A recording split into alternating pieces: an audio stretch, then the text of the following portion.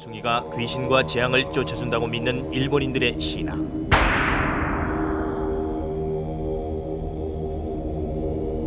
그런 원숭이로 술을 빚어서일까? 시마다가의 가보 원숭이 술은 특이한 신통력을 가지고 있다고 한다.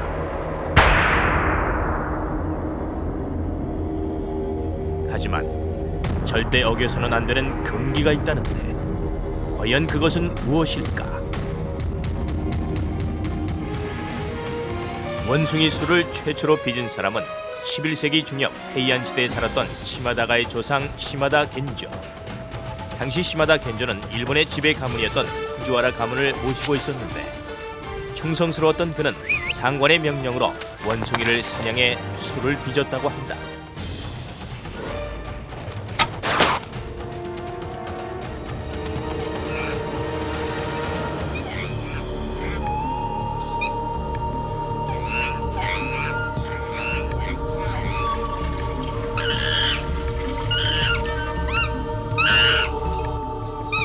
원숭이 술은 우선 찹쌀이 깔려있는 항아리에 새벽에 뜬 정화수를 붓고 붉은 소금을 넣은 후 마지막으로 원숭이를 넣어 발효시켜 만들어진다.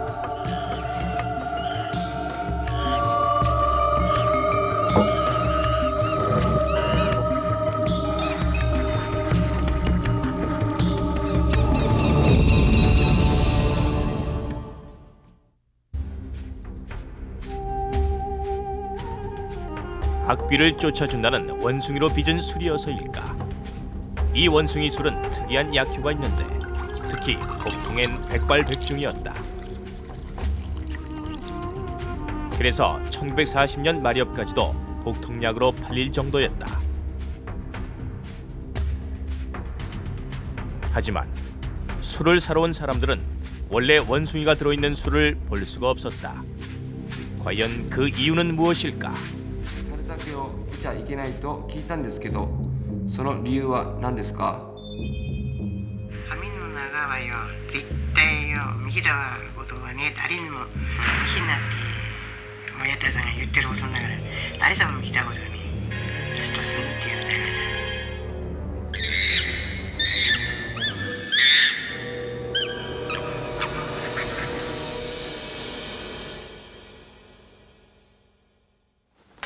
스님, 오늘은 무슨 일로 오셨습니까? 한 번만 원숭이 술을 볼 수 있게 해주십시오.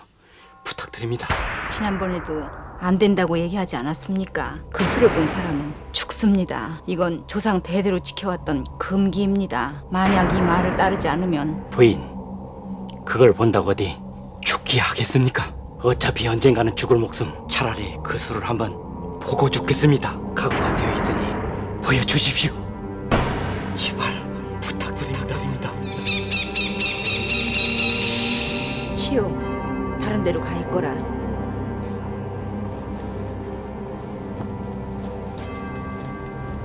정 그러시다면 항아리 겉만 보여드리겠습니다.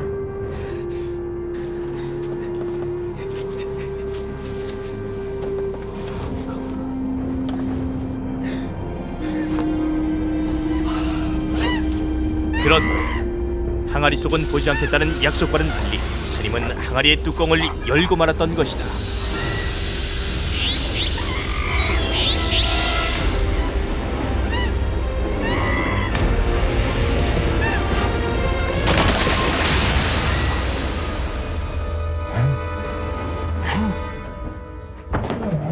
일 년 후 스님은 42의 젊은 나이에 원인을 알 수 없는 죽음을 맞이했다.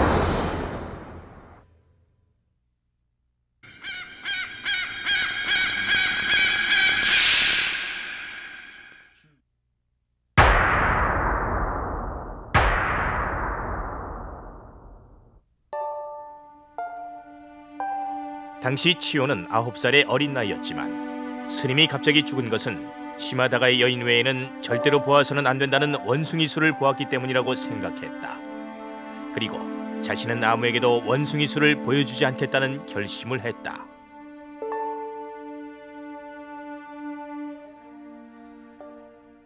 그런데 치유의 나이 57이 되던 어느 해 원숭이를 연구한다는 민속학자가 치요를 찾아왔다. 시마다 부인, 부탁입니다. 연구를 위해서입니다. 제발 한 번만 보여주십시오. 그래도 소용없습니다. 그러니 어서 돌아가세요. 절대로 보여줄 수가 없습니다. 그걸 본 사람들은 다 죽습니다. 상관없습니다. 이제 전 살 만큼 살았습니다. 하지만 원숭이 술에 관한 연구를 끝내지 않고는 눈을 감을 수 없습니다. 부인, 부탁드립니다. 부탁드립니다. 치요는 보여줄 수 없다고 단호하게 말했지만 교수는 끈질기게 치요를 찾아왔다. 결국 치요는 교수의 간곡한 부탁에 마음이 흔들렸고 원숭이술 항아리에 겉만 보여주기로 했다. 그런데 안 돼요.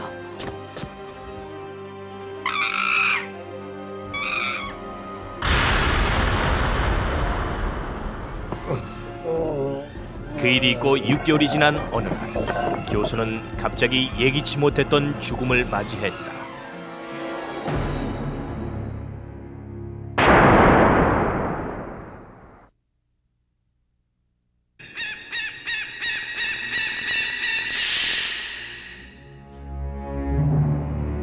과연 죽음을 불러온 이 모든 재앙은 시마다가의 여인 외에는 절대 보아서는 안 된다는 원숭이 술을 보았기 때문이었을까?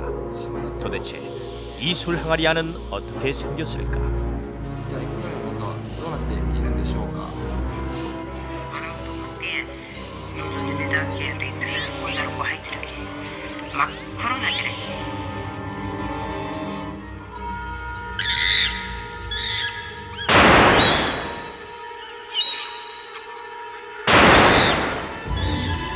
영험함과 신비 속에 쌓여있는 시마다가의 갑오 원숭이 술. 시마다가의 여인 외에는 아무도 보아서는 안 된다는 원숭이 술에 얽힌 금기. 그리고 이 금기를 어긴 사람들의 갑작스런 죽음들. 도대체 이 원숭이 술엔 어떤 비밀이 숨어있는 것일까?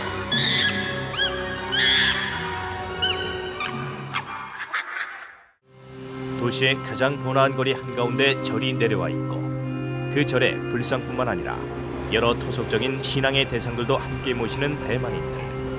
영혼의 존재를 강하게 믿고 있는 그들이기 때문인지 대만에는 유령에 관한 얘기들이 많다. 그 중에서도 가장 유명한 이야기. 타이베이에 사는 사람이라면 모두가 알고 있다는 신의 터널에 나타나는 유령들. 오늘 그 미스테리의 세계로 여러분을 초대한다.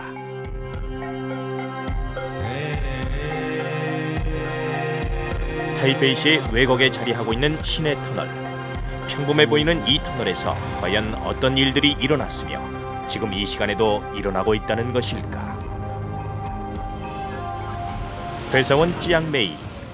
그녀의 얘기에 의하면 대학생 3명이 스쿠터를 타고 터널을 지나가고 있었다고 한다. 그들은 대만 과학기술대학에 다니는 학생들로 밤늦게까지 함께 스터디를 하다가 집으로 돌아가던 길이었다. 3명 모두 시내 터널을 통과해야 집으로 갈 수 있었고 신나게 터널을 달리던 중 함께 스쿠터를 타고 있는 2사람의 눈에 뜨이는 것이 있었다.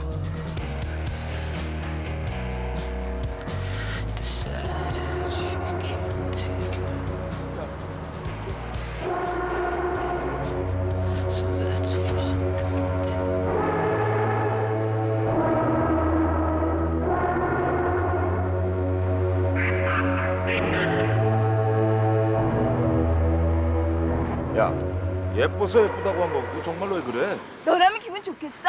기분 나쁠 건 또 뭐냐? 사실대로 말한 것뿐인데. 야, 니들 또 왜 그러는 거야? 야, 너 아까 못 봤어? 우리 터널 지나올 때 그 흰 옷 입은 여자 말이야. 도대체 누가 있었다고 그래?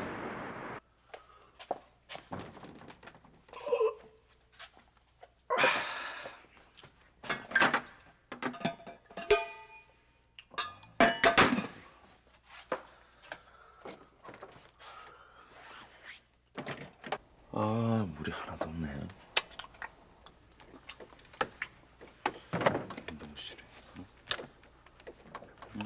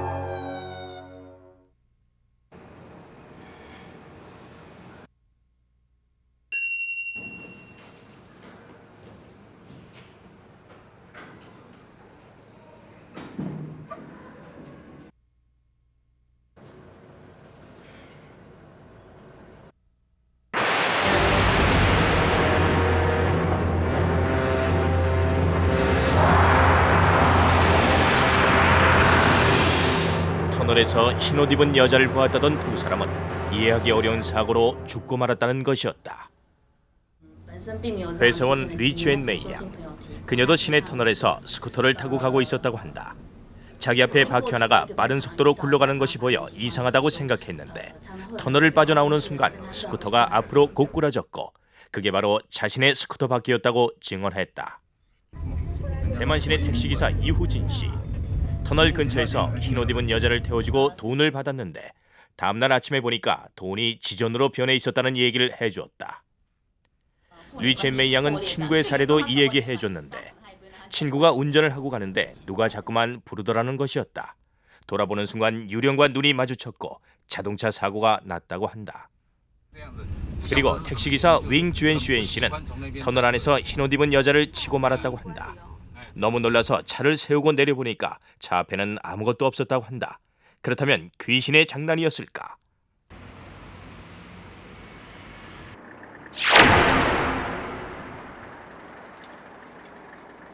터널 안을 지나는 사람들만 이상한 현상을 겪은 것은 아니다.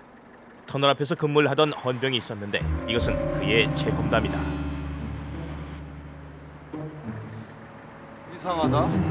무슨 불빛이지? 어이, 어디 가는 거야? 그 안에 이상한 불빛이 보이는데 자동차 불빛 아니야? 자동차 불빛 같지는 않은데.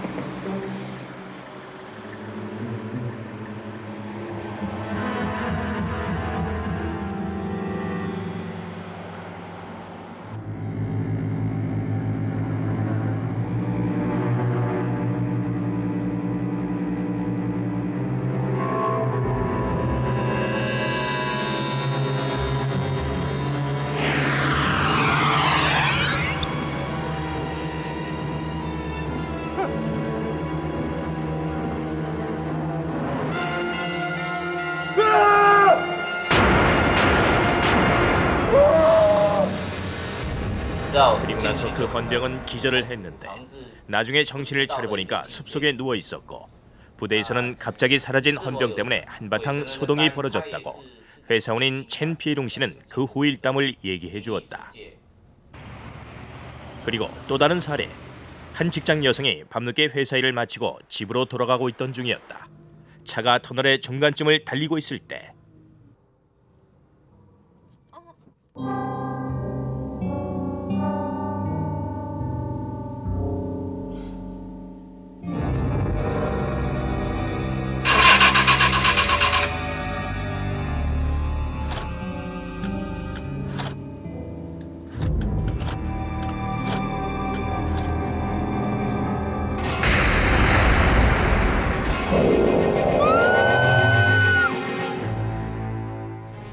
그리고서는 차가 빙글빙글 돌더니 잠시 후 아무 일도 없었다는 듯이 다시 시동이 걸렸다고 한다.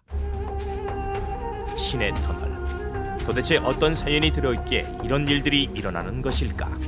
대만인들의 얘기는 크게 세 가지로 요약된다. 첫째, 할머니들이 흔히 말하는 턱귀신의 가설이다. 터널이 뚫린 그 산에는 무연고자들의 무덤들이 모여있고 터널 바로 옆에는 타이베이에서 가장 큰 화장터도 있기 때문에 혼령들이 떠돌고 있을 것이라는 얘기다. 택시기사 여지엔싱은 뿐만 아니라 시내 터널과 가까운 곳에 공동묘지들도 모여있고 그곳이 타이베이 시내에서 가장 음기가 센 곳으로 알려져 있다고 얘기해 주었다. 둘째는 비극적인 대만의 역사와 관련이 있는 얘기다. 우리나라와 마찬가지로 대만도 제2차 세계대전이 끝나기 전까지 일본의 식민 지배를 받았었는데 지금의 시내 터널 근처에 일본군의 군수품 공장이 있었다고 한다. 1945년 일본군이 전쟁에 패하면서 그들은 대만에서 철수를 해야 했고 퇴각하면서 군수품 공장을 없앨 필요가 있었는데 잔인하게도 대만인들을 안에 가두어 둔 채 공장에 불을 질러버렸다는 것이다. 그때 공장 안에서 죽어간 사람들의 안 맺힌 영혼이 아직도 이승을 떠나지 못하고 떠돌고 있을 것이라는 얘기이다.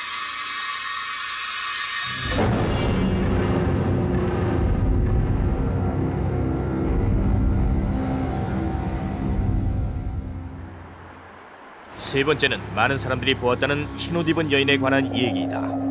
1970년대 초반 부호의 딸로 태어나 집안의 이해관계 때문에 정략 결혼을 하게 된 여인이 있었는데 마지못해 결혼식을 올리고 신혼여행을 떠나던 중 자신의 운명을 비참히 여기고 자살을 한 후 터널을 떠도는 혼령이 되었다는 것이다.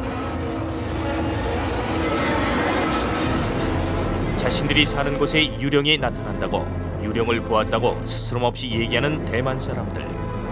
그들은 악하게 살면 귀신의 화를 입지만 착하게 살면 오히려 도움을 받는다고 강하게 믿고 있음을 느낄 수 있었다.